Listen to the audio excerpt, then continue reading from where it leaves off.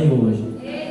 Fala assim: Espírito Santo, Tu és bem-vindo nesse lugar. Eu preciso te sentir. Agora sou eu, Espírito Santo de Deus. Te apresento, Senhor Deus, a Tua igreja, a minha vida. Não apenas uma festa, não é apenas mais um culto, não é apenas mais uma pregação, Senhor. Se fosse assim, eu creio que o Senhor nem permitiria que nós tivéssemos chegado aqui. Senhor, a Tua palavra, somente a Tua palavra, ela traz avivamento, renovo e esperança. Fala aos nossos corações e nós viveremos. É o que eu te peço e desde já te agradeço. Amém. Pegue sua Bíblia no seu lugar. Ainda não sente, por favor. Abra ela no segundo livro das Crônicas de Israel, capítulo 7, verso 14.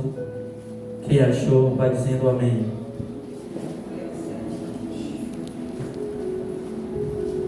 Vou te dar uma pista muito boa aí. Segunda Crônicas fica depois de Primeira Crônicas, tá?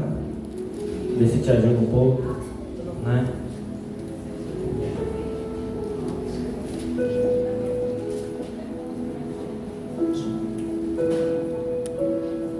Segunda Crônicas, capítulo 7, versículo 14. Quem achou diz amém. Antes de eu ler, eu creio que já é a segunda vez que eu venho aqui. A galera da primeira vez, não está todo mundo aqui, tem poucas pessoas. Eu acho que eu vim aqui uns 3, 4 anos atrás. Eu ainda pesava 70 quilos. Hoje eu estou quase com 100. Mas a obra do Senhor é assim mesmo, ela não pode parar, amém? Diz assim a palavra do Senhor: se o meu povo, que se chama pelo meu nome, se humilhar e orar, e se converter dos seus maus caminhos, então eu ouvirei dos céus, perdoarei os seus pecados e sararei a sua terra. Vai lá para Abacuque. Tem na Bíblia. Tem. Procura aí que tem. Abacuque capítulo 3, verso 2. Eu te garanto que tem. Meio difícil de achar, mas ele está aí. Abacuque capítulo 3, versículo 2. Quem achou diz amém. Diz assim a palavra do Senhor: ouvi a tua voz e temi. Aviva, Senhor, a tua obra no decorrer dos dias, no decorrer dos anos, a notifica. Na tua ira, lembra-te da tua misericórdia. Amém? Pode guardar sua Bíblia e se tomar o seu assento, por favor.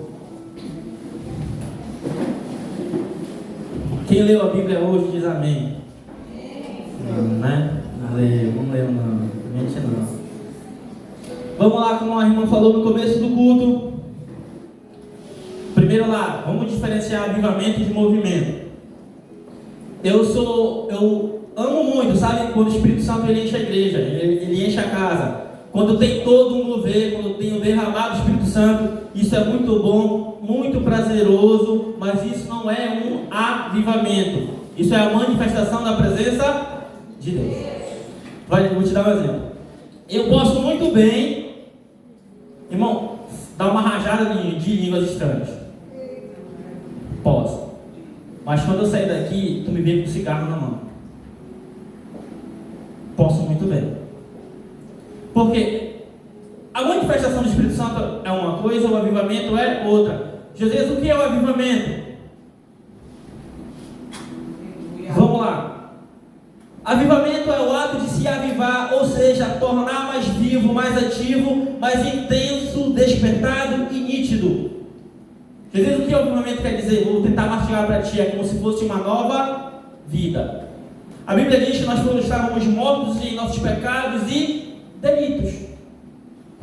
Mas Jesus, o que é um avivamento? Galera, quem tem mais de 30 anos para cima, levanta a mão. Mais de 30.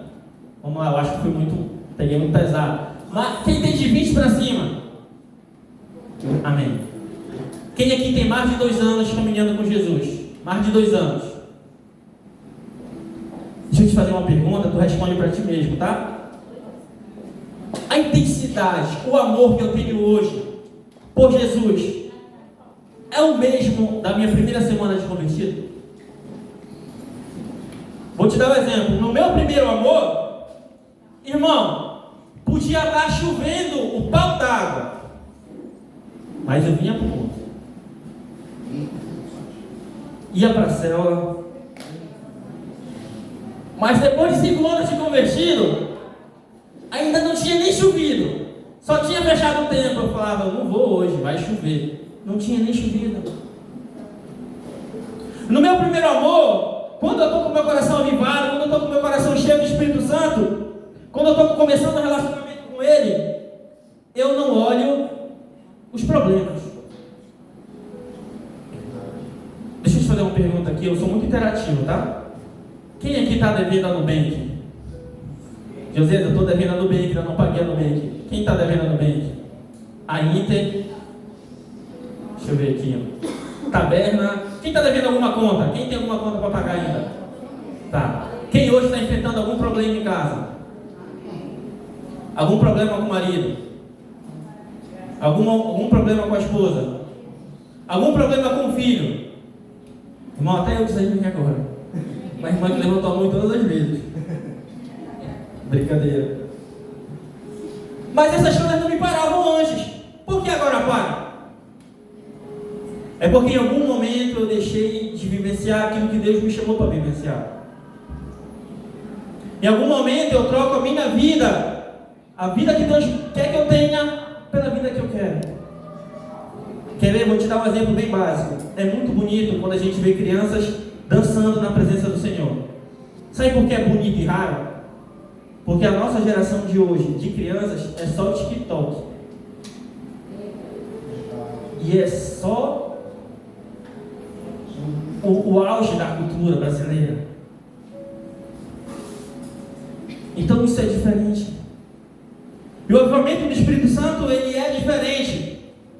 O avivamento de Deus, que Deus tem para me dar e para te dar, ele começa aqui. Eu passei 3 anos orando a seguinte oração: Senhor, aviva a minha igreja, aviva a minha igreja. No 4º ano de oração, sabe o que aconteceu?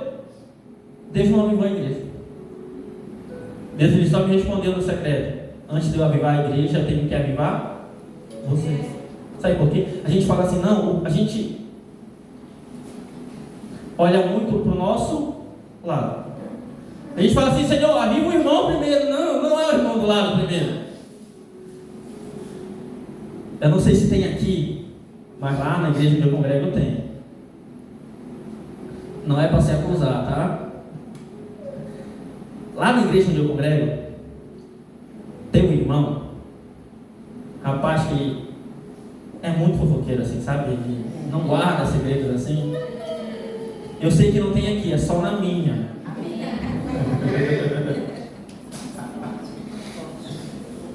O avivamento não é um ato de dar vida, sim ou não? Não, vamos lá. O avivamento não é um ato de dar vida, sim ou não? Sim. Porque a gente muitas das vezes mata o irmão. Não, Josias, mas eu nem falo nada, irmão. Não precisa nem falar. Eu acho que é Isaías que fala, ou é Tiago, não lembro, que tem um membro no nosso corpo que ele tem o poder de dar fogo. E a Bíblia diz que quem controla esse membro é um varão perfeito, que é a nossa língua. Irmão, às vezes a gente não precisa nem falar. Basta só um olhar. Não, Jesus, mas eu não fofoquei, eu comentei só. Vou te dar um exemplo bem básico, como a gente tem uma tendência a isso. No SBT tem um programa cujo nome é Fofocalizando. Quem já viu diz amém. Amém. Não era para tu ver, irmão.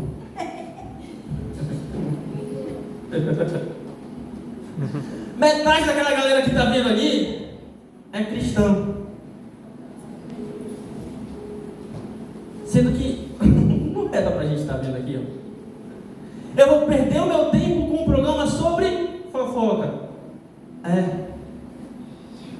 Porque a gente tem essa tendência a isso. Só que é isso que Jesus quer tirar de mim e de ti.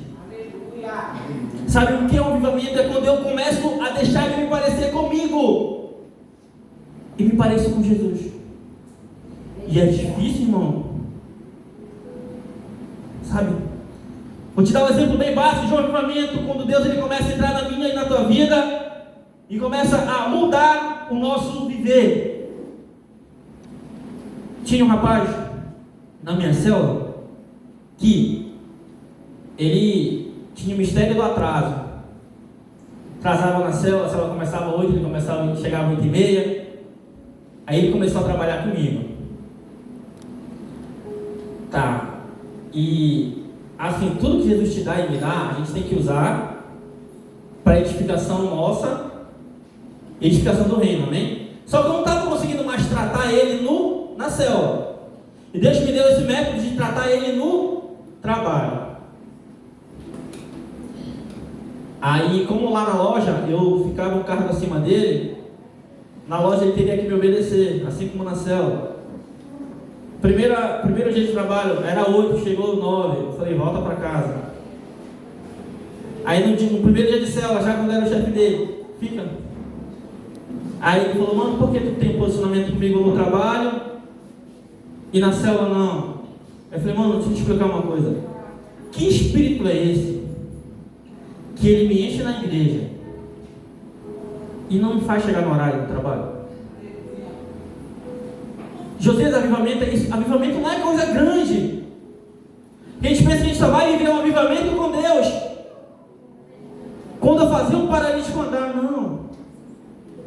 O avivamento com Deus, ele é nos mínimos detalhes. O relacionamento, ele não começa por aí, nas pequenas coisas. Josias, então, qual é o segredo de ter um coração avivado? Qual é o segredo de ser avivado por Deus? Assim, eu não acredito em um avivamento, em um mover do Espírito Santo que não comece na palavra. Eu não acredito.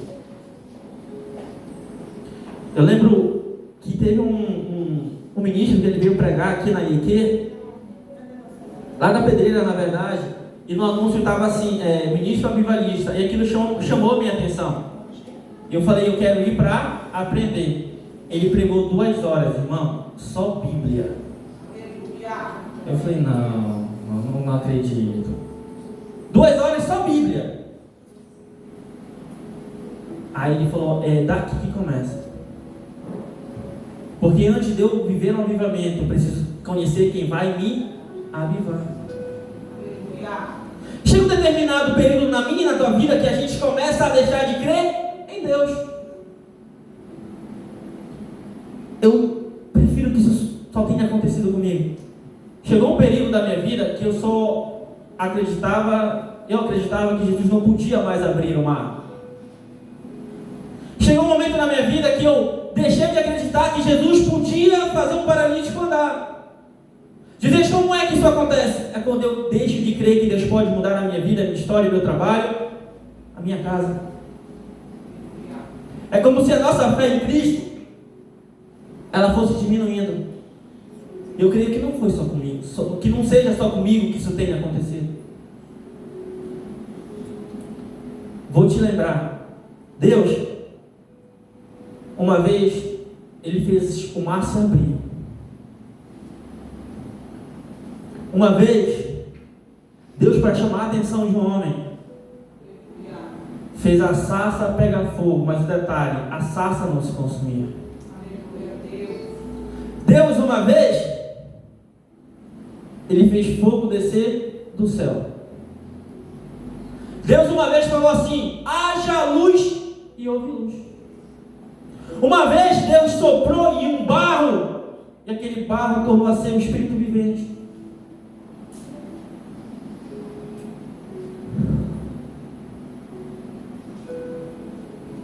Abre tua Bíblia aí, 2 Crônicas, capítulo 7, versículo 1.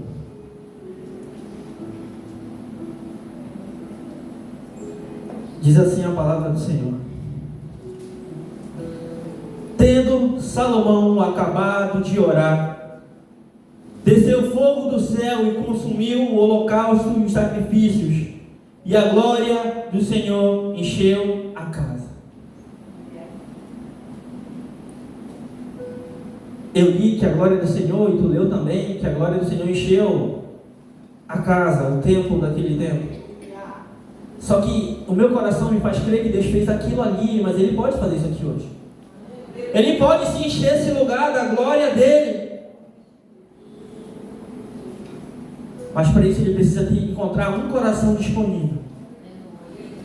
Sabe, um coração que não olha o que está acontecendo na tua casa, a quantidade de tuas dívidas, que não olhe para como está o teu estado, mas sim o Jesus, que tu olhe para Jesus pelo que Ele é. Tu já parou para pensar que nessa luta que tu está enfrentando, é só Deus dar uma palavra? É tão básico. Olha o que Deus falou: haja luz. Irmão, pensa ainda, faz a cena na tua mente. Deus falando: haja luz. Pá, Equatorial Engenharia, brincadeira. Deus falando: haja luz e houve luz. É só Deus dar uma palavra para a tua história mudar. Mas a gente espera. A gente é assim, irmão, não é só eu, não pode ser só eu. Que o céu se abra e um velhinho desça com voz de trovão e diga: haja luz. Não é assim, irmão. Se eu quiser ter um avivamento com Deus, tu quer ter uma resposta de Deus? Deus, Ele usa louvor, Deus, Ele usa a pregação, Deus, Ele usa a profeta, Deus, Ele usa o teu pastor, o teu líder usa, mas Ele usa ainda mais a palavra dEle. Lembra que nem só de pão vive o homem, mas de toda a palavra que procede da boca de Deus.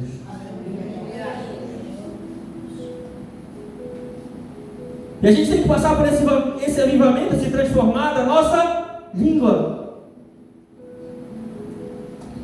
Quantas pessoas, eu e você, já não matamos com a nossa língua? Eu estou falando dentro da igreja, tá? Não, peraí, que pau que bate em Pedro, bate em Paulo também. Porque a gente tem esse senso de se vitimizar. Não, porque o irmão me olhou. Certo? Mas quando é eu que olho para o irmão? Não, que o irmão falou mal de mim. E quando é eu que falo mal do irmão? Que eu não acredito que eu seja o único justiçado da evangelho. Não. E às vezes não precisa nem falar. Um olhar, quando a gente olha diminuindo, já é o suficiente para acabar com o cara. Quantos ministérios eu e você já não matamos? Não, é verdade. Quantas senhoras, quantos jovens eu já não matei?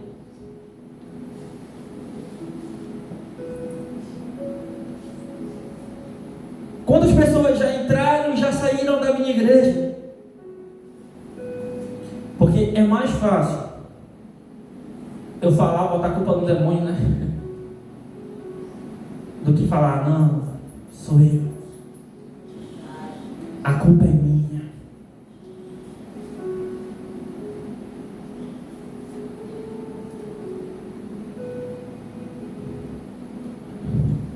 Recentemente, eu não sei se a maioria viu isso no site da Roma News, um pastor de uma igreja tradicional aqui da nossa cidade, ele foi pego ele adulterou no caso, e a conversa acabou espalhando na internet, fizeram reportagem e tal,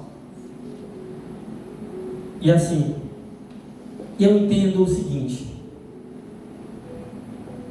que é impossível Deus errar.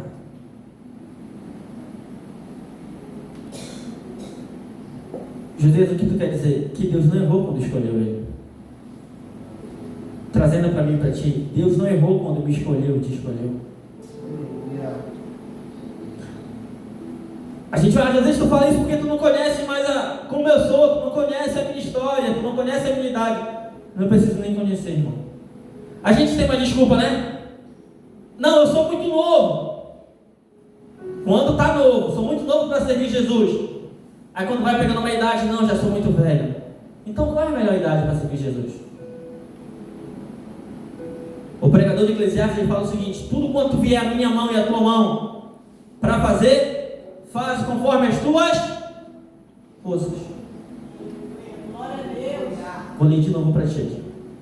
Tudo quanto vier na minha e na tua mão para fazer, faz conforme as tuas forças. José, e quando a minha força acabar, quando eu estiver sentindo fraco, o melhor momento, irmão, para servir Jesus é no momento da fraqueza. Não tem. Não, porque eu vou te dar um exemplo aqui. Em todos esses anos trabalhando nessa indústria vital, eu entendi uma coisa: que Deus, os homens e mulheres de Deus, são homens frágeis, passíveis ao erro. Vou te dar um exemplo. O apóstolo Paulo, em um momento de fraqueza dele, vou te tentar explicar mais um pouco de uma maneira melhor. Tem lógica você animar alguém que já está animado? Tem. Geralmente a gente dá uma palavra de ânimo para quem está desanimado. A gente não dá remédio para quem está bom, né? Eu lembro quando eu era menorzinho, gente, isso é um fato verídico, tá? E eu orava assim para Deus: Deus, eu quero passar dos 60 quilos. Eu orava, irmão. E nada, eu comia, não me dava vitamina e nada. Nada. Eu falei: Senhor, eu quero passar dos 60. Agora eu estou nos 90. Demorou, mas Deus respondeu. Respondeu até demais, né, brincadeira. Mas e aí? A gente fala: Senhor, eu preciso de viver um avivamento e eu acabo por não viver. Mas a culpa é de Jesus? Não. A culpa é minha. Todo avivamento, ele começa na palavra do Senhor. Abacuque 3:2 diz o seguinte: eu ouvi, Senhor, a tua palavra e temi. Aviva, Senhor, a tua obra no decorrer dos dias, no decorrer dos anos, a notifica. Na tua ira, lembra-te da tua misericórdia. Deus não erra quando escolhe alguém. Só que sabe qual é o nosso maior problema como igreja, como líderes? A gente tem essa tendência a não detectar, não solucionar logo o erro. A gente procura quem errou. Voltando lá, só tem lógica Deus animar quem está desanimado. O maior momento de fraqueza de Paulo, ele falou: Senhor, não sei qual foi a conversa que ele teve com ele, mas eu só sabia e sei que Paulo estava fraco. Porque Deus chega para Paulo e fala o seguinte: Paulo, o meu poder se aperfeiçoa na tua fraqueza. Então, os momentos que eu penso que eu estou mais fraco, é o momento que o poder de Deus é derramado na minha vida. Deus chega e fala para Josué o seguinte: ser forte e corajoso. Então o quadro ali é um Josué medroso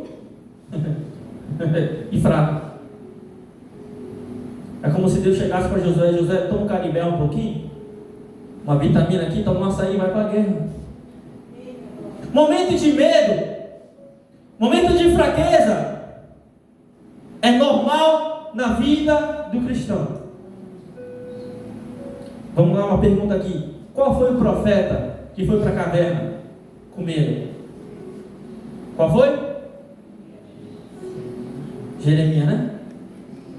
Elias, certo? Irmão, falar do problema do irmão é muito fácil. Agora, só quem sabe onde o calo aperta é quem veste o sapato. Quer ver um exemplo bem rápido? Tem muito pregador, muitas vezes a gente fala o seguinte, né? Ah, mas Pedro afundou. Afundou. Afundou ou não afundou? Lembra da história? Ele foi indo e afundou. Irmão, se eu estou naquele barco, olhando aquela cena, talvez eu tinha matado o Pedro com a minha fala. Eu ia gritar, afundou, errou, né? Jesus não. Jesus deu uma palavra de exortação para ele e botou ele de volta no quarto.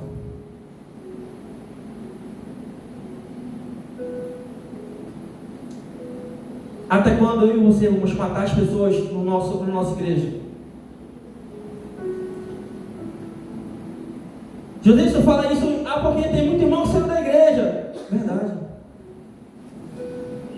E a quantidade de pessoas feridas, não falo só daqui, do cristianismo todo, da igreja onde eu congrego, que saíram feridas, machucadas. Josias, mas eles erraram, mas não é porque eles erraram que eu vou matar o cara. Deixa eu te fazer uma pergunta: quando eu erro e quando tu erra, Jesus te mata? Não, né? No dia das mães do ano passado, eu preguei na minha igreja e foi, rapaz, eu fiquei tão orgulhoso que foi o dia da minha vingança. Sabe por quê? Eu lembro que eu falei assim. Eu falei, mães, na maioria das vezes, nosso filho desobedece, né? Eu falei assim, gente, olha, quando teu filho te desobedecer, tenta entender que talvez seja Deus querendo te ensinar que a mesma obediência que tu requer do teu filho, Deus requer de ti. Quem entendeu diz amém? Amém. Porque a gente cobrar os outros é fácil, irmão.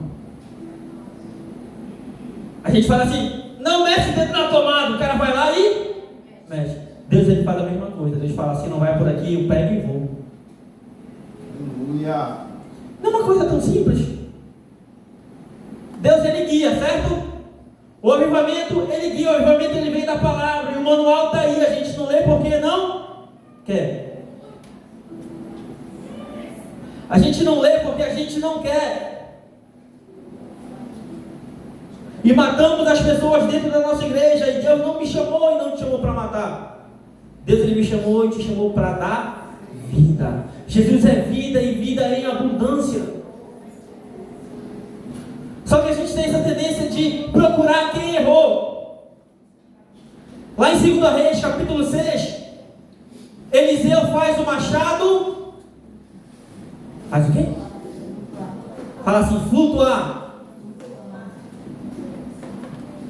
2 Reis, capítulo 6, Eliseu faz o machado flutuar, mas olha a cena.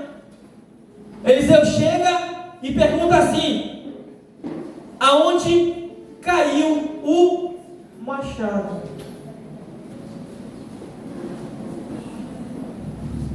Esperar os irmãos se acomodarem para não tomar muita atenção. Já volto.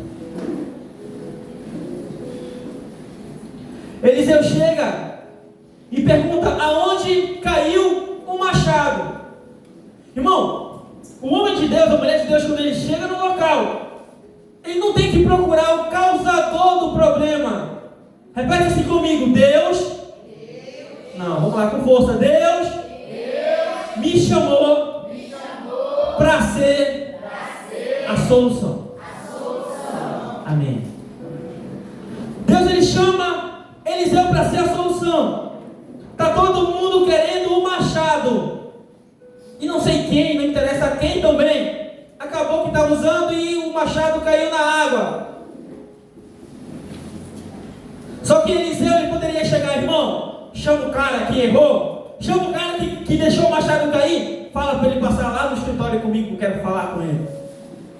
Não é assim que a gente faz muitas das vezes?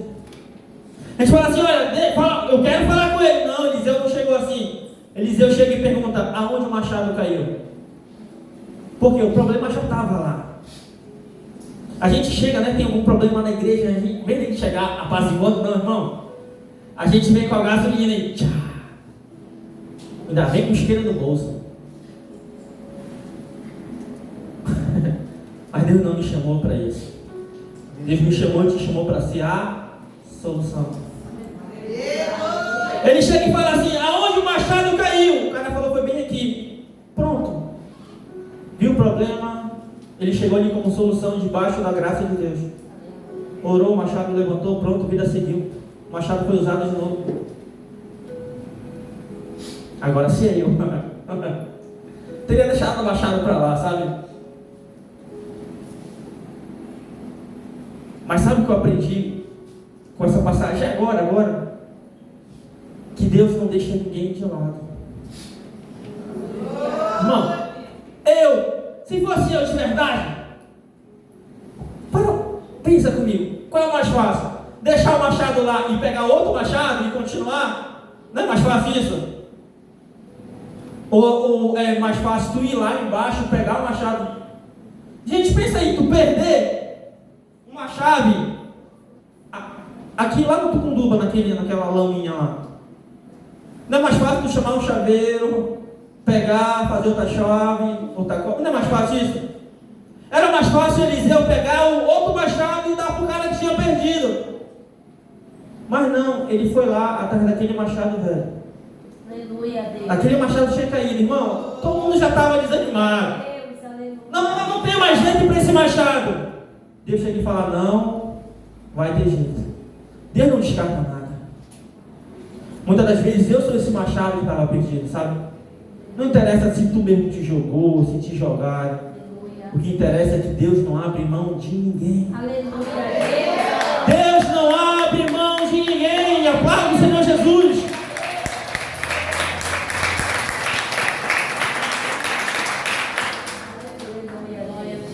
Lembra de Pedro, o cara que eu falei que naufragou, que afundou?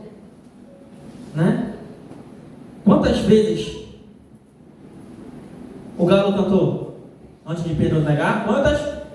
Não, tem que saber. Estava passando na Record esses dias, gente. Não saber, não dá não. Só assim pra gente saber, né? Irmão, tenta te colocar no lugar de Pedro aí. Pedro, há umas semanas falou assim, Senhor, por ti eu vou dar vida. Falar para Jesus. Senhor, por ti eu dou a vida, sabe? Se os caras vierem, eu vou na peixeira com eles. Jesus morreu. Na primeira que o vento balançou, Pedro foi no embalo. Ei, tu fala igual Jesus. Pedro, não. Nunca nem vi Jesus. Não, tem que matar isso aí, que ele se veste igual Jesus. Não vi Jesus. Na terceira, irmão, eu acho cômico essa passagem. Quando Pedro termina de negar, o galo olha para ele. Pedro olha para o galo. O galo olha para ele. Pedro olha para o galo. E salta o cocoricó. Irmão, eu entendo o seguinte: só entende de erro quem errou. E o segundo e mais profundo estágio do erro é tu levantar. Aleluia, Deus. Por quê? Deus tinha escolhido quantos discípulos? Quantos? Todas as vezes que tu te esquecer quantos discípulos Deus chamou, Jesus chamou, lembra que são 12, que é o número das tribos de Israel, amém? 12 tribos, 12 discípulos. Então Pedro errou. Só que tu errar, só tu e Deus, beleza. Agora tu errar, irmão, para toda uma congregação, só levanta quem é homem, só levanta quem é mulher. Deus, glória a Deus. Porque olha aí, ó, para pra pensar. Pedro falou assim, não, Senhor, por ti eu vou dar a minha vida. Não deu, negou Jesus. Irmão, e não é só no nosso tempo não. Naquele tempo também a notícia corria rápido. Rapidão, toda a comunidade cristã. Os 11, olha, Pedro errou. Errou, Pedrão. Falou, prometeu. E Jesus tinha dito que ele era pedra, que sobre ele ia edificar a igreja. Não está edificando nada não. Negou Jesus. Então Pedro passou pelo que muitas das vezes muitas pessoas passam dentro da igreja. O olhar. Porque é mais fácil eu cutucar a ferida do irmão do que ser um ombro amigo. É mais fácil falar para ele, irmão, você errou, né? Poxa, errou. A gente chega com o irmão e fala assim, irmão, o irmão errou, irmão. Só que dificilmente aparece alguém para falar, irmão, você errou. Mas eu estou aqui como irmão em Cristo. Você errou, errou. Mas se precisar de oração, eu estou aqui. Irmão, não era qualquer um não. Pedro não era um perereca. Pedro tinha andado com Jesus. Só que ele errou. E tu vê no texto que parece que ele dá uma separada dos discípulos. Tanto é que quando Jesus ressuscita, a notícia espalha, certo? E o que está escrito na Bíblia? Jesus ressuscitou e apareceu a Pedro. Vocês sabem o que isso significa? É que Jesus foi atrás de Pedro, sabe? Em algum momento Jesus ele vai atrás de Pedro. E ele restaura Pedro, sabe? Aleluia, Deus. Pedro poderia ter tido o mesmo destino de Judas.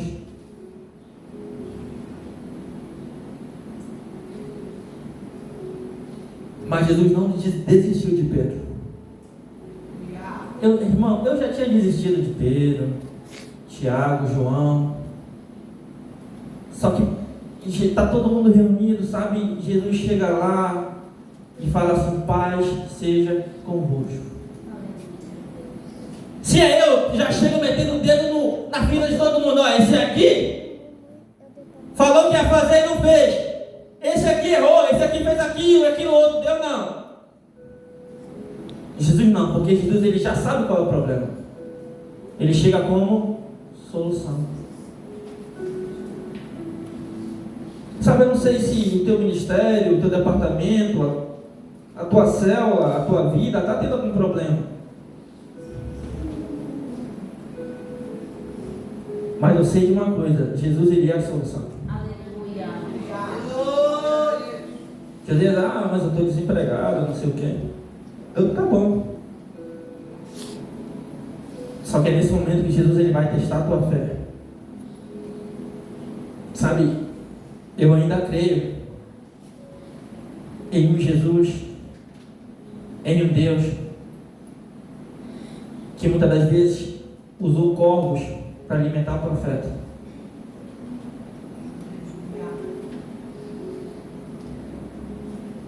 Jesus, o que é Deus usar corvos para alimentar o profeta? É que independente do cenário, Deus ele continua sendo a provisão. Sabe, falando sobre provisão, me perdoa fugir do tema, mas eu quero compartilhar uma coisa contigo. Lembra da tribo de Levi?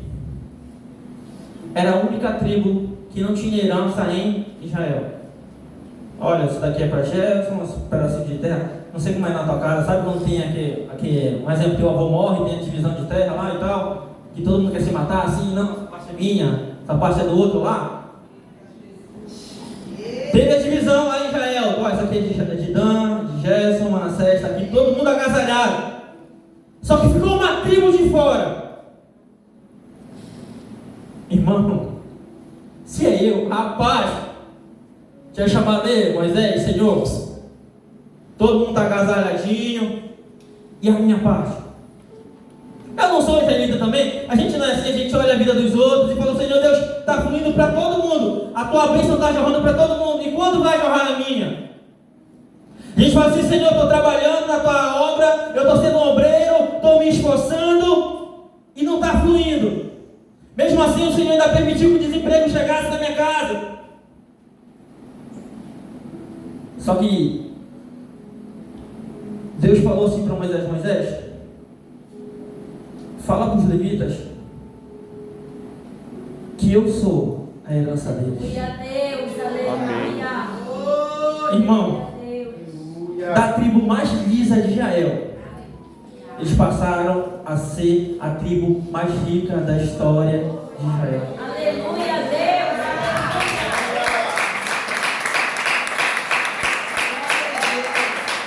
Sabe por quê? Quando chegava alguém assim falando assim: olha aqui, já viu minha casa, o meu terreno, com quintal. Aí o levita, como já tinha uma maturidade com o Senhor, falava assim pro cara: beleza, o Senhor é minha herança. Aleluia. José, mas eles não tinham terra, amém. José, eu não tenho casa própria, amém. Todas as vezes, irmão, sabe de uma coisa? Quando tu pagar o aluguel da tua casa, quando tu pagar uma fatura, seja qual conta for, irmão, Senhor é a tua herança. Aleluia, Deus.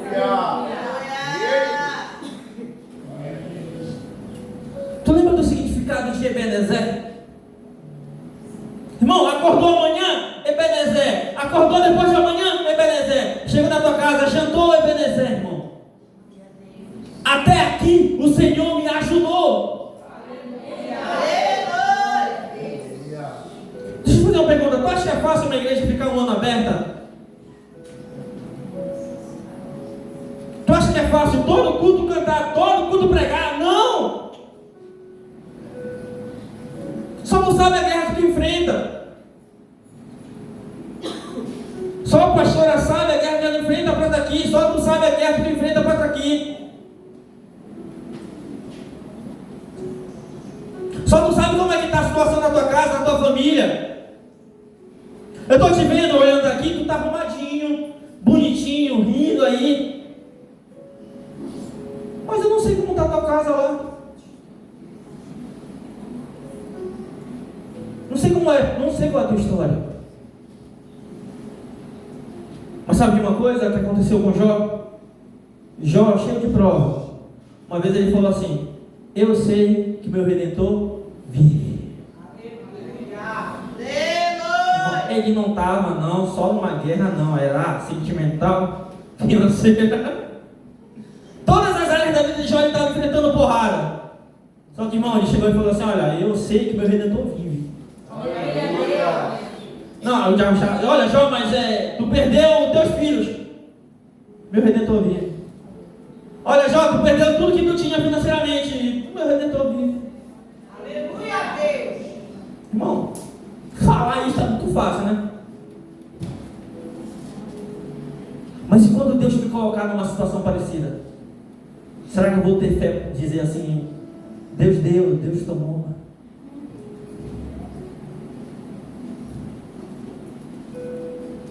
E todo avivamento, ele começa com um povo sedento pelo Espírito Santo.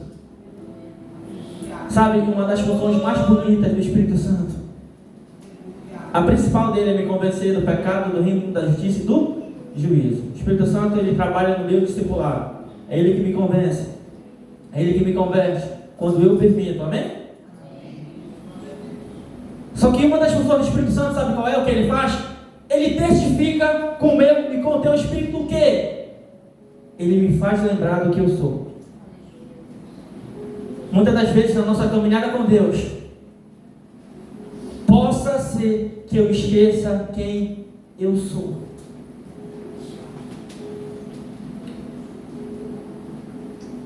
Sabe?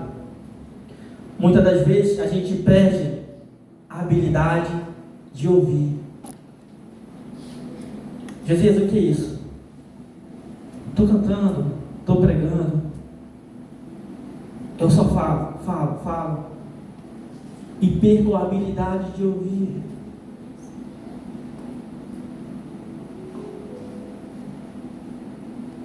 Vou compartilhar contigo em pouco tempo, prometo não me prolongar muito, sobre a minha vida. Chegou um determinado período que eu perdi a habilidade de ouvir. Jesus, o que é isso? Se responda só para você. Quanto tempo faz que eu não tremo na presença do Senhor?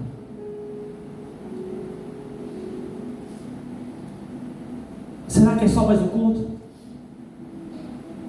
Porque eu venho para cá e penso que é só mais um culto, só mais um aniversário. Não, é só mais uma Santa Ceia. É só mais uma célula.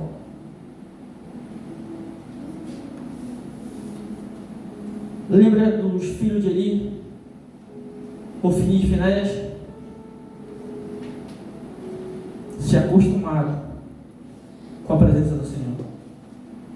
E quando eu me acostumo com a presença do Senhor, eu faço tudo que é errado. Porque eu perco o temor. E o princípio da sabedoria é o temor ao Senhor. Responde para ti mesmo, quando foi a última vez, de verdade, com toda a sinceridade do teu coração, que você sentiu Jesus na célula? Não, Jesus, mas uma célula, não importa. Quando foi a última vez que eu e você ficamos nervosos antes de pregar, antes de cantar? Sabe, eu entendi que todas as vezes que eu subia para pregar e não, sei lá, não tremia, não ficava nervoso, não ficava com vontade de ir no banheiro, aquilo dizia para mim que eu estava confiando na minha sabedoria.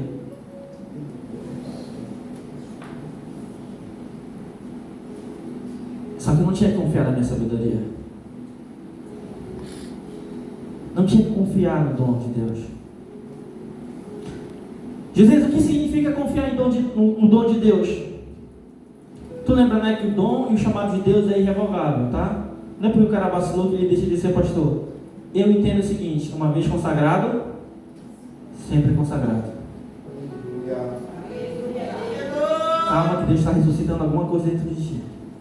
Uma vez consagrado, sempre consagrado. Jesus, no meu primeiro amor, eu fui líder de célula. Tu não foi, irmão, tu é líder de célula. Jesus, no meu primeiro amor, Deus me chamou para ser pastor. Tu não foi pastor, tu é um pastor, irmão.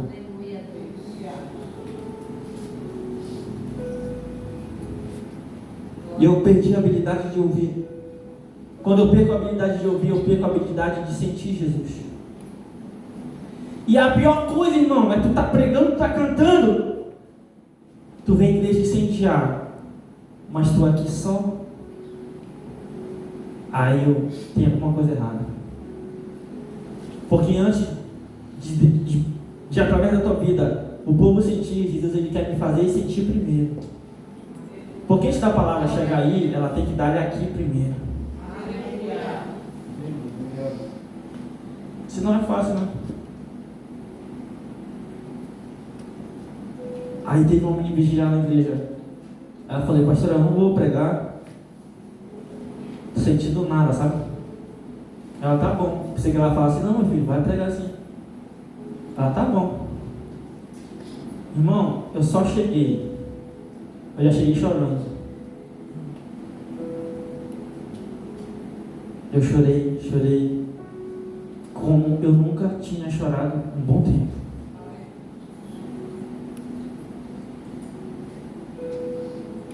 Quanto tempo faz que você não chora na presença do Senhor?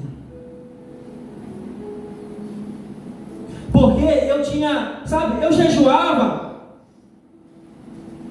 porque eu tinha que pregar na quarta-feira. Eu não pecava, eu não abandonava porque eu tinha que cantar, porque eu tinha que pregar, porque eu tinha gente que eu estava acima, que eu tinha que orar pelo irmão. Era por isso que eu... Não, irmão, não é por isso não. Sabe o que eu entendi? Que não tem que ser porque eu vou pregar, que não tem que ser porque eu vou cantar, porque eu sou líder de célula, porque eu sou presidente da igreja, porque eu faço parte da segunda geração. Não é por causa disso. É porque meu coração tem que fazer isso porque eu amo o Criador. Não, eu vou me preparar, vou entrar em período de consagração porque vai ter um retiro, eu tenho que fazer isso. Não é por causa de retiro, irmão. Não é por causa de cargo. É sim por paixão a Jesus que a gente tem que fazer as coisas.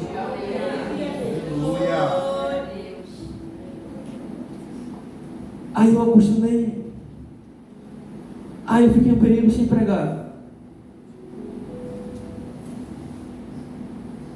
E eu choro, todo culto eu chorava. Aí o pessoal pensou que eu estava ficando depressão. Eu falei, não, é que Deus ele trata de cada um de uma forma. A graça de Deus ela é de uma maneira multiforme, então ela age de várias maneiras na minha e na tua vida. Só que Jesus, que quando tu recuperou a habilidade de ouvir, eu voltei a sentir Jesus nas pequenas coisas. Já ficava ansioso para servir o lanche, já serviu o lanche tremendo.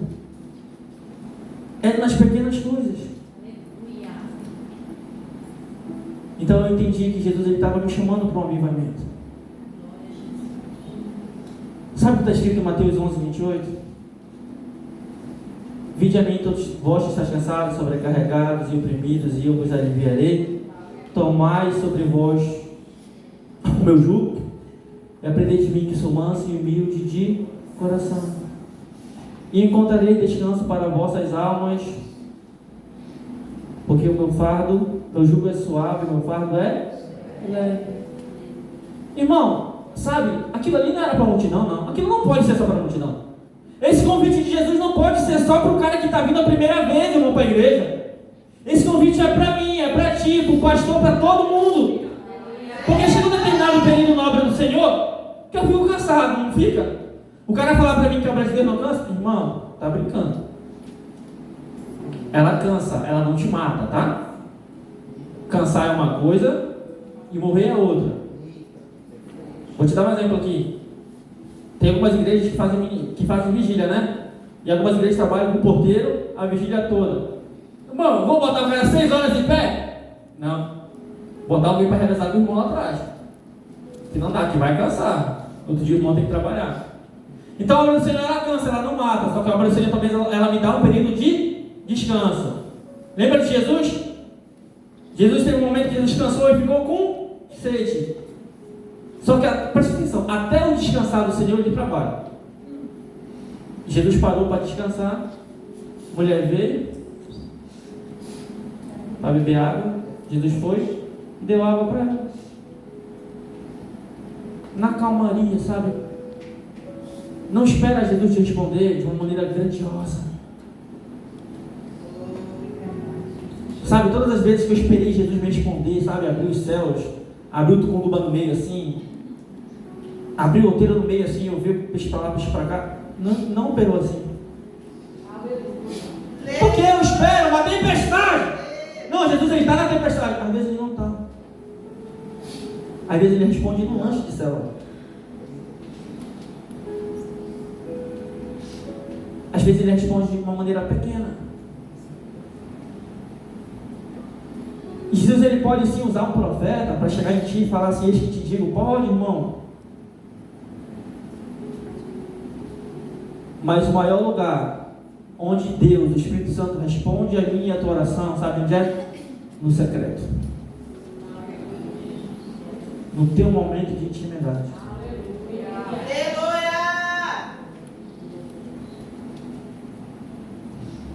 E Pedro, depois de errar,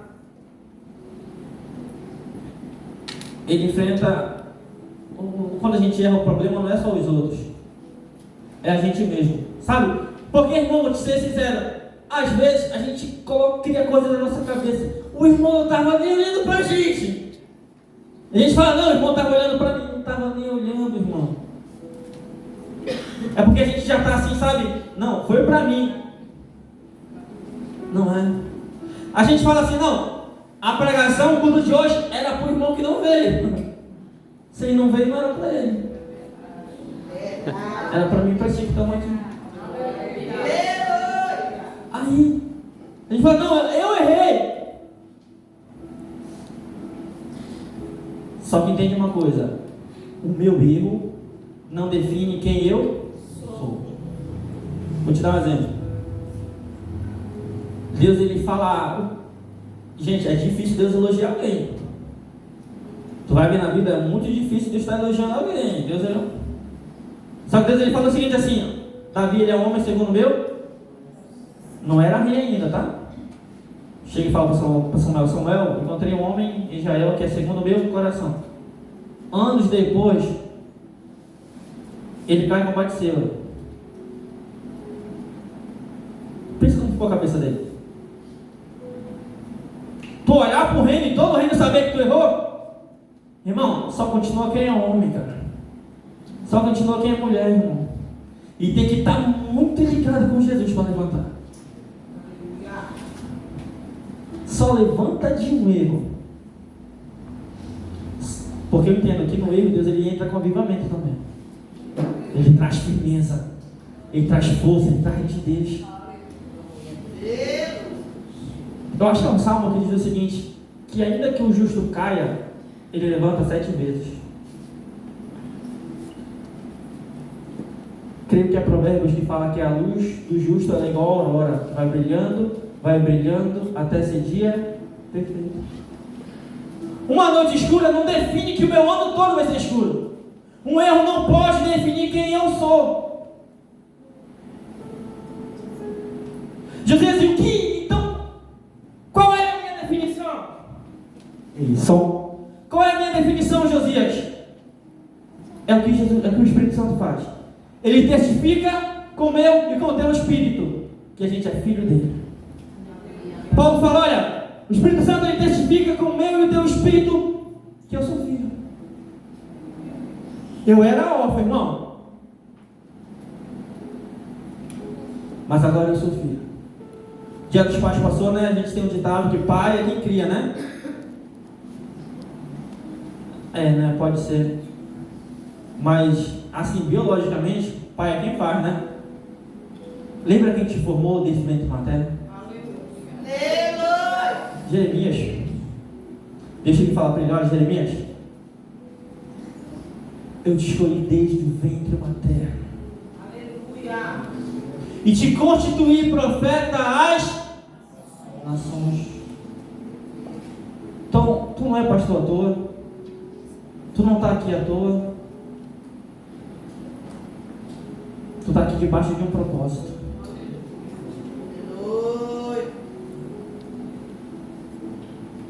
E antes de passar o microfone, eu peço que você fique de pé nesse lugar e fique de olhos fechados, rapidinho.